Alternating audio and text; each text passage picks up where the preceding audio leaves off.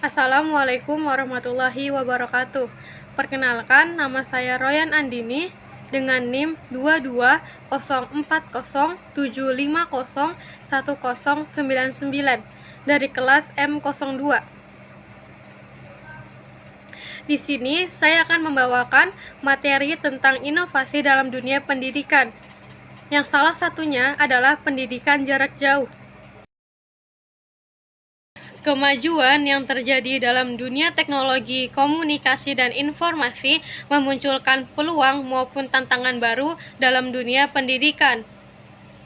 Peluang baru yang muncul termasuk akses yang lebih luas terhadap konten multimedia yang lebih kaya, dan berkembangnya metode pembelajaran baru yang tidak lagi dibatasi oleh ruang dan waktu. Di sisi lain, kemajuan teknologi dengan beragam inovasi digital yang terus berkembang juga menghadirkan tantangan baru bagi penyelenggara pendidikan untuk terus menyesuaikan infrastruktur pendidikan dengan teknologi baru tersebut. Pendidikan jarak jauh atau dalam bahasa Inggris disebut distance education adalah pendidikan formal berbasis lembaga yang peserta didik dan instrukturnya berada di lokasi terpisah, sehingga memerlukan sistem telekomunikasi interaktif untuk menghubungkan keduanya dan berbagai sumber daya yang diperlukan di dalamnya.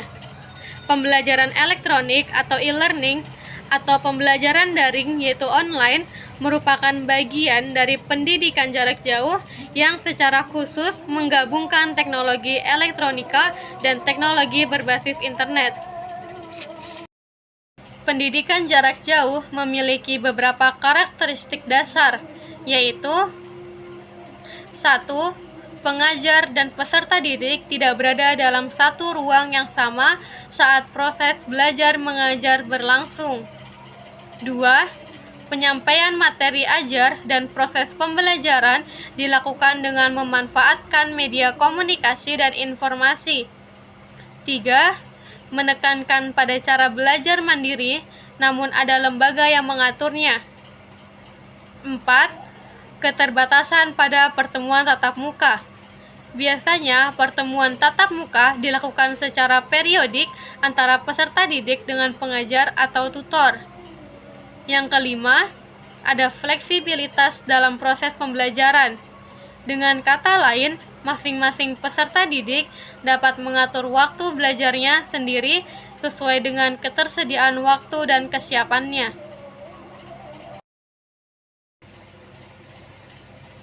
Terdapat keunggulan dari metode pendidikan jarak jauh, yaitu 1.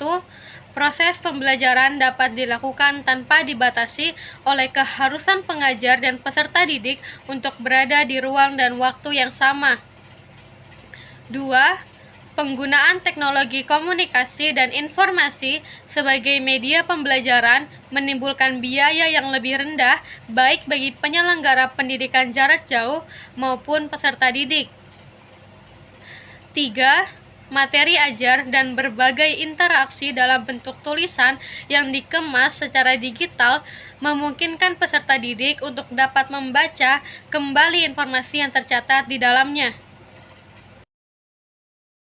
Di sisi lainnya, terdapat kelemahan dari metode pendidikan jarak jauh ini. Pertama, minimnya kontak langsung antara pengajar dan peserta didik di mana memperlambat proses terbangunnya relasi sosial dan nilai-nilai yang menjadi tujuan dasar dari pendidikan. 2. Rendahnya kontrol terhadap proses pembelajaran sebagai implikasi dari cara belajar mandiri yang menjadi titik berat dari pendidikan jarak jauh. Ketiga, keterbatasan teknologi komunikasi dan informasi yang tidak dapat menggantikan sepenuhnya proses komunikasi dan interaksi secara langsung yang terjadi dalam pendidikan konvensional. Terdapat peran kunci utama dalam pembelajaran jarak jauh, di mana Munir menyatakan dalam pelaksanaan pembelajaran jarak jauh mempunyai deretan peran bagian yang mendukung, yakni teknologi informasi dan komunikasi membutuhkan banyak sumber daya manusia yang terampil, atau kemampuan tidak cukup hanya gelar. Maka diperlukan program pendidikan profesional yang berkelanjutan. Internet memungkinkan pengembangan perpustakaan digital atau perpustakaan elektronik yang dibutuhkan oleh guru untuk mengakses informasi terbaru. Pendekatan open source dan open content perlu diperluas agar mempermudah penyebaran informasi dan ilmu pengetahuan. Di Indonesia, pendidikan jarak jauh dipandang sebagai salah satu solusi yang memungkinkan untuk meningkatkan pemerataan kesempatan pendidikan tinggi di Indonesia. Sistem pendidikan jarak jauh memiliki fleksibilitas yang tinggi, daya jangkau yang luas, dan lebih terjangkau daripada pendidikan konvensional. Keseriusan pemerintah Indonesia dalam mengembangkan pendidikan jarak jauh sebagai bagian dari sistem pendidikan di Indonesia ditunjukkan dengan dikeluarkannya berbagai produk hukum yang ikut mengatur pendidikan jarak jauh. Adapun hukum yang mengatur pendidikan jarak jauh yaitu Undang-Undang Nomor 12 Tahun 2012 tentang Pendidikan Tinggi, Undang-Undang Nomor 20 Tahun 2003 tentang Sistem Pendidikan Nasional,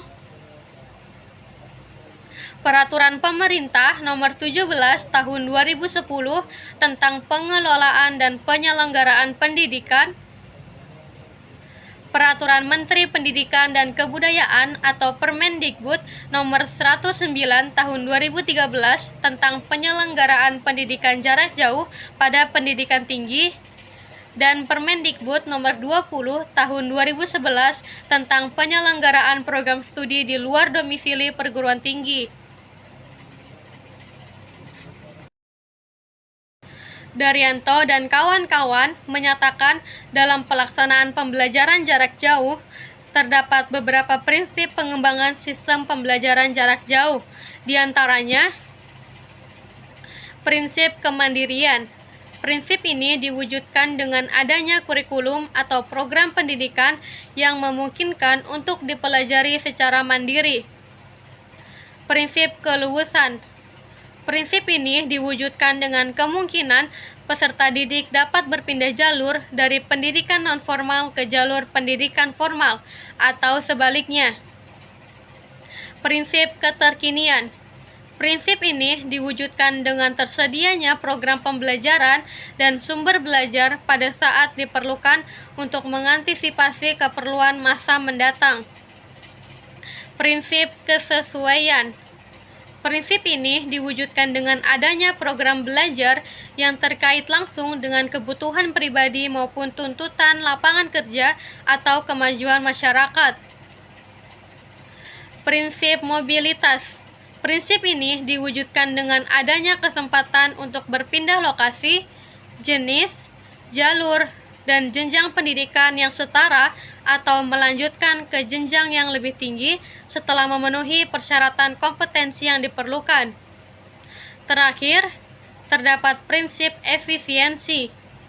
Prinsip ini diwujudkan dengan pendayagunaan berbagai macam sumber daya dan teknologi yang bersedia pada daerah setempat dengan seoptimal mungkin.